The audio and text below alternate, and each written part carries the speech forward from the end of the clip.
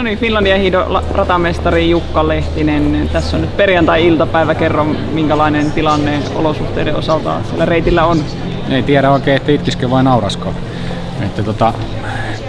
No pääsääntöisesti ihan sanotaan 90% lumitilanne on ihan hyvä, mutta kirkon pellolta sulaa kyllä lumet siihen tahtiin, että sen näkee melkein niin kuin silmissä. Me oltiin tosi just vajaa 4 tuntia kolaryhmän kanssa kolaamassa siellä niitä kirkon peltoja ja lumitilanne on sellainen, että sieltä nyt tällä hetkellä vielä pystyy hiihtämään.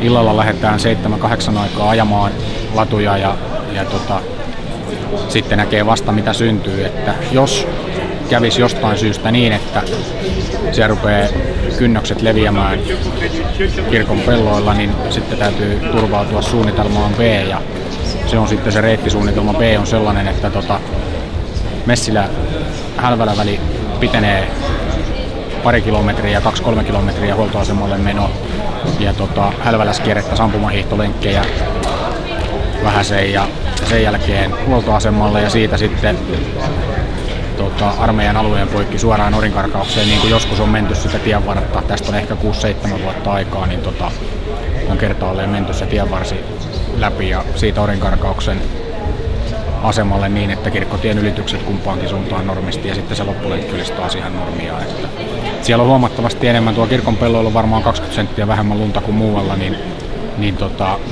ollut oikeastaan koko talven, mutta toissapäivänähän se näytti vielä ihan hyvälle, mutta niin kuin latukonekuski sanoi, että ei uskoisi miten voi hiihtokelit muuttua 2 päivässä, niin kyllä ne tosiaan muuttuu. Niin paljon rankasti on tullut vettä, mutta joka tapauksessa nyt päästään hiihtämään, että se 45 kilsaa hiihdetään ihan varmasti vähintään.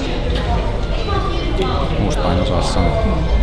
Minkälaisia asioita pystyy vielä yön aikana huomenna aamulla ennen hiihtoa tekemään? No aamulla ei enää kovin kauheasti kerkiä, että ainoa minkä kerkiää melkein niin sen päätöksen, että mistä mennään. Että kyllä se tänä iltana täytyisi niin kuin yötä vasten ruveta sitten työstää sit varareittiä kuntoon, jos sille näyttää, että ei syntyisi se latu sinne, että tänä iltana on päätettävä se asia, mutta joka tapauksessa hiihtäjille se ei isoja merkkaa, koska kilometrimäärät ei kovin olennaisesti muutu ja huoltopisteet säilyy samoina, että ainoa on sitten se peltoaukeosuus sieltä, niin se muuttuu.